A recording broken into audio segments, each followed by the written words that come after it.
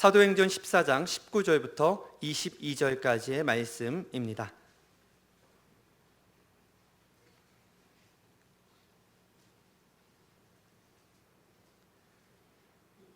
사도행전 14장 19절부터 22절까지의 말씀을 봉독합니다. 하나님의 말씀에 귀를 기울이시기 바랍니다. 유대인들이 안디옥과 이고니온에서 와서 무리를 충동하니 그들이 돌로 바울을 쳐서 죽은 줄로 알고 시외로 끌어내치니라. 제자들이 둘러섰을 때에 바울이 일어나 그 성에 들어갔다가 이튿날 바나바와 함께 더베로 가서 복음을 그 성에 전하여 많은 사람을 제자로 삼고 루스드라와 이고니온과 안디옥으로 들어가서 제자들의 마음을 굳게 하여 이 믿음에 머물러 있으라 권하고, 또 우리가 하나님의 나라에 들어가려면 많은 환난을 겪어야 할 것이라 하고. 아멘. 성령 강림 후 13째 주일이며 총회 주일입니다. 우리 교회는 대한예수교 장로회 통합교단 서울로에 소속되어 있습니다.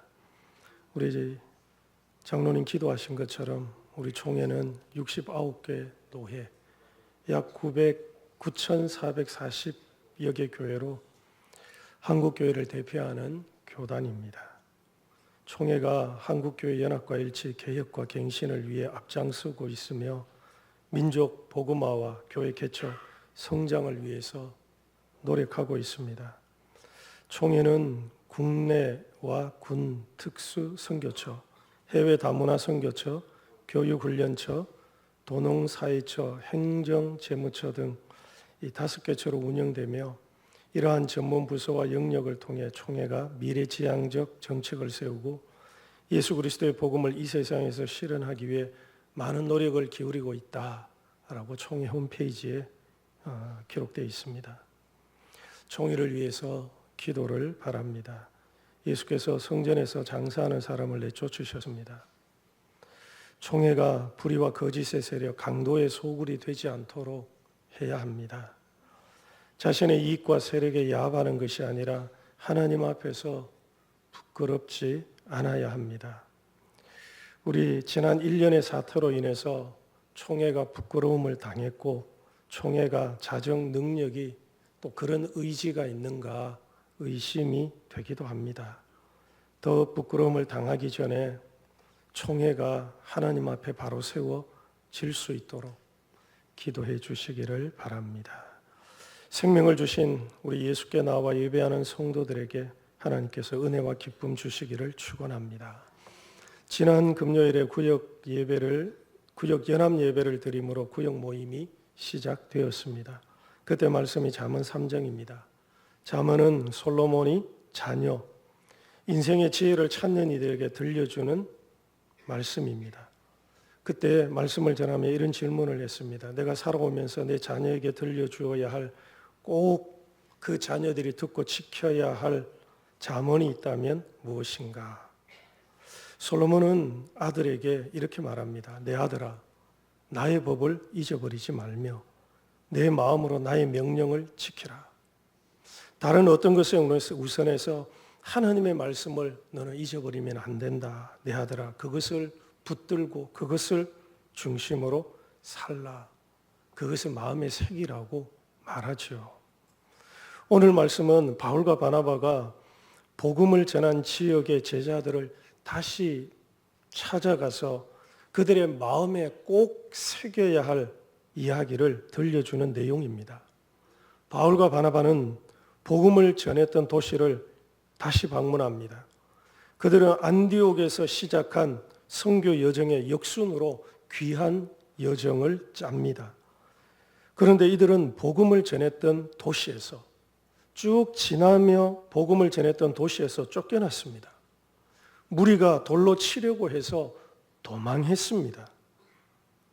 그래서 사도행전 13장과 14장을 읽어보면 이 1차 선교 여정에 나선 바나바와 바울이 쫓겨나고 돌로 치려고 해서 도망다니고 이런 내용이 계속 나옵니다.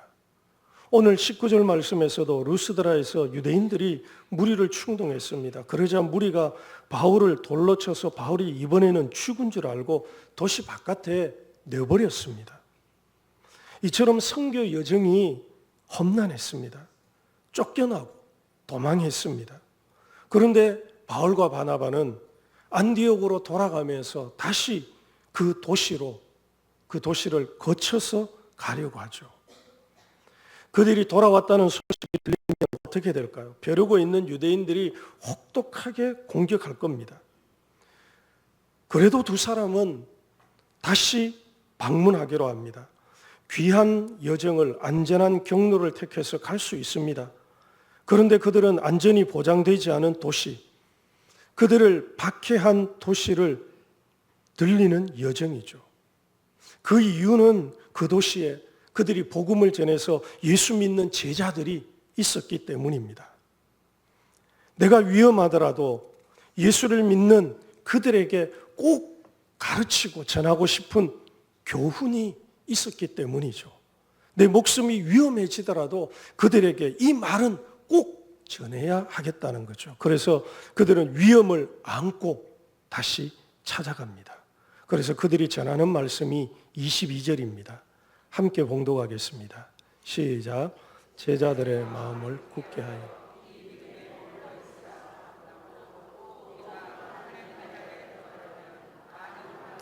겪어야 할 것이라 하고. 아멘.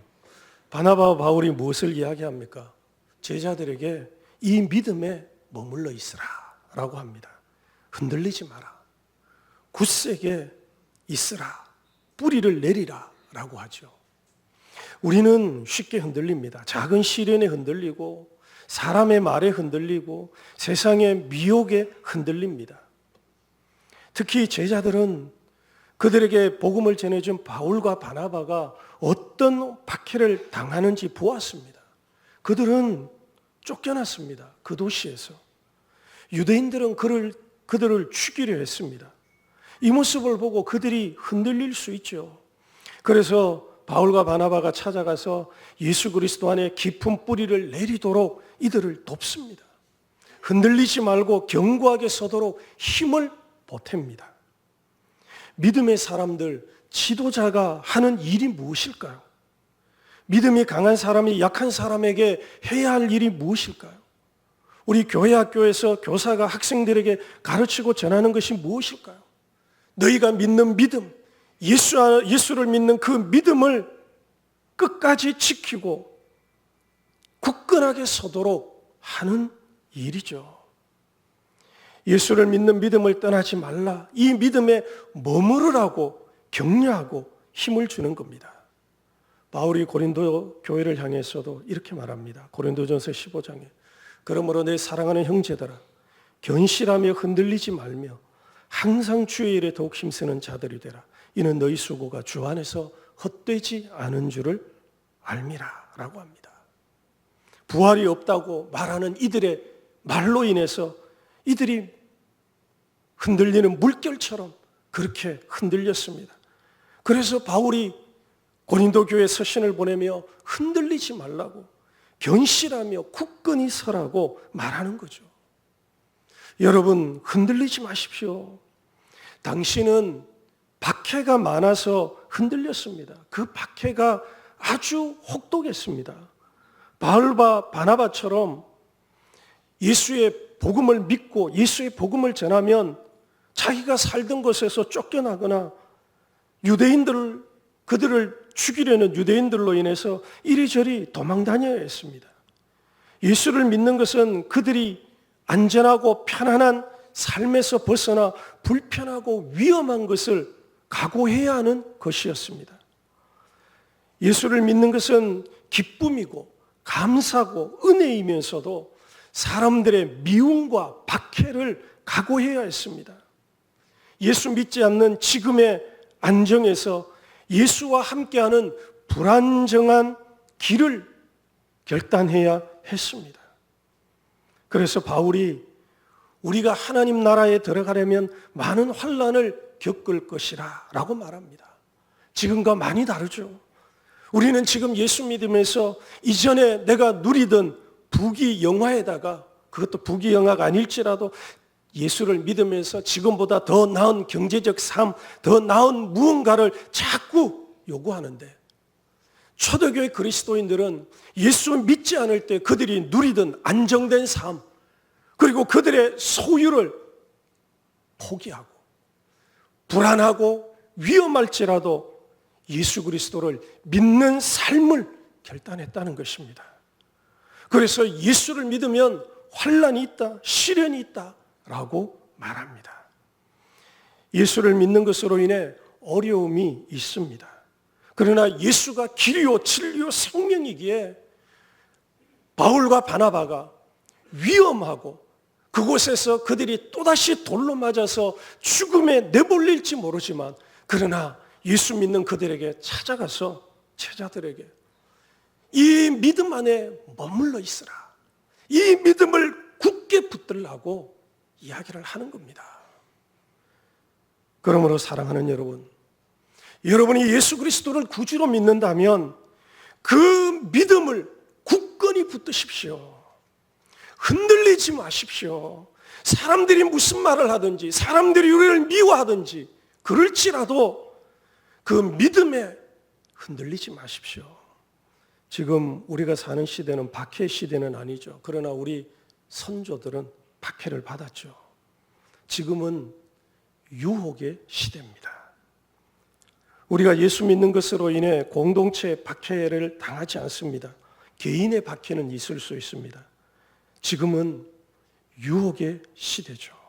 믿음을 저버리고 사명을 저버리고 너의 기쁨, 너의 욕심을 위해 살라는 유혹의 시대입니다.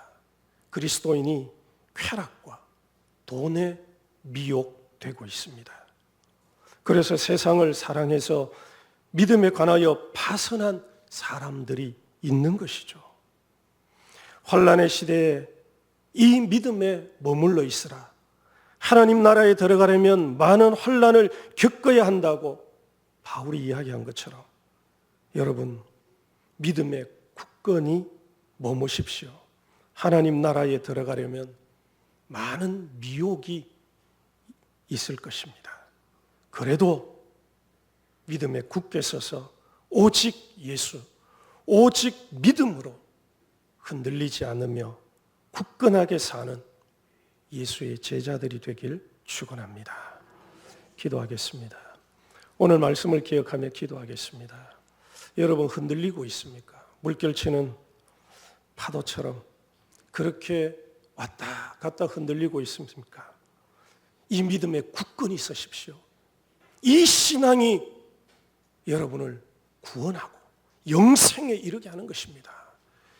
어떤 일이 있어도 이 믿음에 굳건히 머물러 있으십시오. 혹시 나를 흔드는 것이 있다면 하나님 앞에 그것을 내려놓고 마귀의 관계를 파악해서 주님 승리하게 해주십시오. 첫 번째로 기도하겠습니다. 두 번째로는 우리 중곡동교회 예배당 건축을 위해서 기도하겠습니다.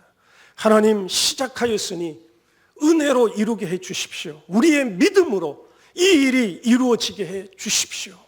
역경과 시련이 있어도 두려워하지 말고 우리가 함께 기도함으로써 하나님의 영광이 나타나는 것을 보게 해 주십시오. 이런 기도 제목으로 우리 1, 2분 정도 함께 주님 앞에 기도하겠습니다. 하나님 아버지 감사와 영광을 올려드리며 이 시간 나의 주 나의 하나님께 예배하게 하시니 감사를 드립니다. 하나님 이 시간 제 마음을 다하여 우리 주님 바라보며 하늘의 것을 바랄 때 주님 말씀하시고 역사하시며 도와주시옵소서.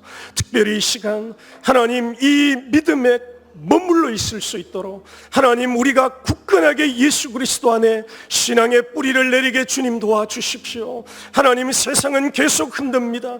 때로는 시련 박해로 흔들며 때로는 달콤한 유혹으로 우리를 흔듭니다. 하나님 마치 우리를 집어삼킬 것처럼 그래서 우리의 모든 것을 하나님 빼앗아갈 것처럼 세상은 그렇게 우리를 두렵게 하여 우리의 믿음을 흔들며 때로는 하나님 모든 것을 내가 원하는 모든 욕망을 우리를 채워줄 것처럼 그렇게 달콤하게 속삭임으로써 우리가 이 믿음에서 떠나도록, 이 믿음의 자리에서 벗어나도록, 우리가 있어야 할 이 자리, 하나님이 예배 자리에서 벗어나도록 그들이 흔들고 있사오니 하나님 흔들리지 않게 도와주십시오.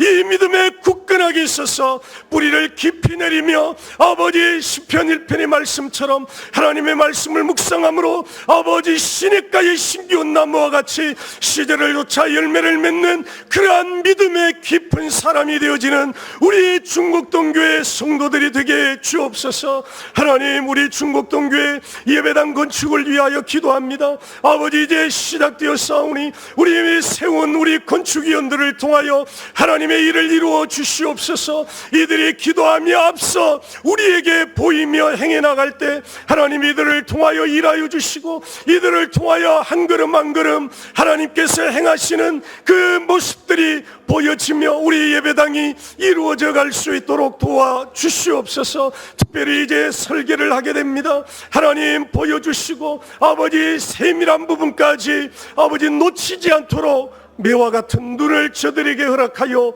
주시옵소서. 예수님 이름으로 기도합니다. 아멘.